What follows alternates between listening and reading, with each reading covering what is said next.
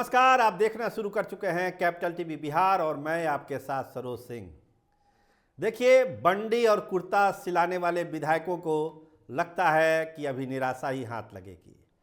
तैयार था सारा पासु पोशाक कि इस बार तो ओथ ले लेना है, लेकिन जो परिस्थितियां बन रही है, लगता है कि मंत्रिमंडल विस्तार एक बार फिर से टल जाएगा।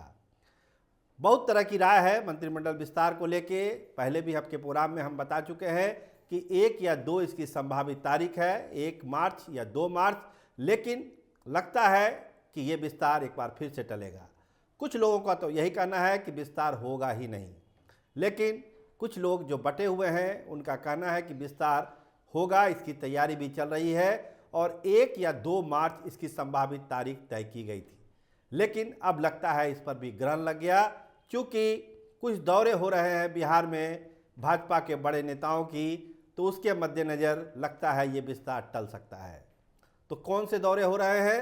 आपको मालूम है कि प्रधानमंत्री नरेंद्र मोदी का भी दौरा बिहार में होना है, अमित शाह का भी होना है, राजनाथ सिंह का भी होना है और जेपी नड्डा का होना है। लेकिन जो एक तारीख है, 2 तारीख बताया जा रहा है कि नरेंद्र मोदी उस दिन बिहार आ सकते हैं और बेतिया में एक बड़ी रैली वो कर सकते हैं। अभी कंफर्म नहीं है डेट, लेकिन ज़्यादातर लोग इसी तारीख की बात कर रहे हैं। भाजपा से जुड़े हुए लोग भी 2 तारीख ही बता रहे हैं, लेकिन दिल्ली से अभी इसका कंफर्मेशन आना है। तो अगर प्रधानमंत्री का प्रोग्राम तय हो जाता है तो यकीन मानिए मंत्रिमंडल विस्तार एक बार फिर से टल जाएगा, वो विस्तार हो नहीं पाएगा। इसके अलावा जो चीज़ें मंत्रिमंडल विस्तार में बाधक है, वो पहले से भी डिस्कस हो रहा है कि नीतीश कुमार रिस्क नहीं लेना चाह रहे हैं, भाजपा भी बहुत रिस्क नहीं लेना चाह रही है लोकसभा चुनाव से पहले, क्योंकि मंत्रिमंडल विस्तार एक ऐसा खेल है जिसमें भाजपा और जेडीयू उलझना नहीं चाहता। उलझन तय है, विवाद तय है, विरोध तय है। कुछ भी कोई कर लेगा, कितना भी गणित बना लेगा, कितना भी सामाजिक समीकरण को साध लिया जाएगा, मंत्रिमंडल विस्तार के बाद विरोध और बवाल होना तय है। तो इसी विरोध और बवाल से दोनों पार्टियां बचना चाहती है, लेकिन मंत्रिमंडल विस्तार की अनिवार्यता भी है। तारीख इसीलिए 1 या 2 मार्च बताई गई थी, लेकिन लगता है कि प्रधानमंत्री के प्रस्तावित दौरे के कारण ये विस्तार एक बार फिर से टल जाएगा और भाजपा और जदयू के बड़े नेता राहत की सांस लेंगे कि चलो फिलहाल तो ये बवाल टल गया। इसकी एक वजह और है कि आगे विस्तार नहीं होगा, क्योंकि एक बड़ी खबर ये भी आ रही है कि 13 मार्च के बाद किसी भी पल लोकसभा चुनाव का ऐलान हो सकता है, उसकी डुगडुगी बच सकती है। चुनाव आयोग के सूत्र ऐसा ही बताते हैं। दिल्ली से जो हमारे भरोसेमंद सूत्र ये बता रहे हैं कि 13 के बाद किसी भी दिन लोकसभा चुनाव का ऐलान हो जाएगा, क्योंकि 13 से पहले चुनाव आयोग अभी सारा अपना होमवर्क जो है वो पूरा कर लेगा। देखिए, बहुत सारे राज्यों के दौरे पर चुनाव आयोग की टीम थी, बिहार भी आई थी, इसी हफ्ते बिहार आई थी और अभी दूसरे राज्यों में उनका दौरा चल रहा है। तो 13 से पहले वो सारे कार्यक्रम तय हो जाएगा, सारा काम चुनाव आयोग पूरा कर लेगा और बताया जा रहा है 13 के बाद किसी भी दिन चुनाव का ऐलान हो जाएगा। और एक बार अगर चुनाव का ऐलान हो गया तो लगता नहीं कि मंत्रिमंडल विस्तार को फिर कोई जगह दी जाएगी। हालांकि कोड ऑफ कंडक्ट से मंत्रिमंडल विस्तार का कोई लेना देना नहीं है, लेकिन चूंकि माहौल पूरा चुनावी हो जाएगा तो उस समय मंत्रिमंडल विस्तार को चुनाव के बहाने टालना ज़्यादा आसान होगा कि अभी हमारा सारा ध्यान चुनाव पर है, मंत्रिमंडल विस्तार तो हम कभी भी कर लेंगे। तो एक बहाना मंत्रिमंडल विस्तार का टालने का ये लोकसभा का चुनाव हो सकता है, जिसका ऐलान हमारे सोर्स बताते हैं कि 13 मार्च के बाद किसी भी दिन हो सकता है। इसके अलावा बिहार की जो राजनीतिक खबरों में जो एक खबर सबसे बड़ी आज भी आई है, वो है एमएलसी का चुनाव। जो 11 सीटें हैं उस पर जो चुनाव होना है उसका नोटिफिकेशन हो गया है। 4 मार्च से नामांकन दाखिल किया जाएगा और 11 मार्च को ये ख़त्म हो जाएगा। इसका मतलब है कि बहुत सारे ऐसे संभावनाओं को टटोलने की कोशिश होगी जिसको कि अभी तक भाजपा और जेडीयू नहीं टटोल पाई, ना राज्यसभा चुनाव में, ना सरकार के गठन में। तो स्वाभाविक है नए चेहरों को जगह दी जाएगी इस बार एमएलसी के चुनाव में। देखिए, राबड़ी देवी और नीतीश कुमार को तो जाना ही जाना है, लेकिन इसके अलावा बहुत सारे नए चेहरे इस बार बिहार विधान परिषद में जाने वाले हैं।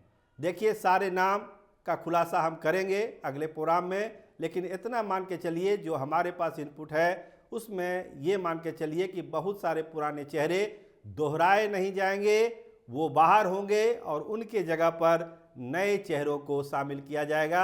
चुनावी समीकरण को देखते हुए, सामाजिक और जातीय समीकरण को देखते हुए उन नामों पर मुहर लगाएगा जेडीयू और भाजपा का नेतृत्व। मतलब साफ है कि कुछ पुराने चेहरे छट जाएंगे और नए चेहरे आ जाएंगे। तो ये सारी चीज़ें बिहार के सियासत में जो हो रही है उसमें सबसे बड़ी बात ये सबल के आई है कि जो 40 सीटें बिहार की है उसी के मद्देनज़र सारा ताना बाना बुना जा रहा है। चाहे वो अभी चुनाव होने का बात है, एमएलसी वाला चुनाव है, या फिर मंत्रिमंडल का विस्तार है, और जो लोकसभा का चुनाव जो ऐलान होने वाला है उसको लेकर जो उम्मीदवारों की घोषणा होगी उसमें भी इसका ख्याल रखा जाएगा कि आप जो एक सामाजिक समीकरण बनाने की कोशिश कर रहे हैं पिछले 3 महीने से, उसका मोमेंटम बना रहे, वो मोमेंटम गड़बड़ ना हो एनडीए का।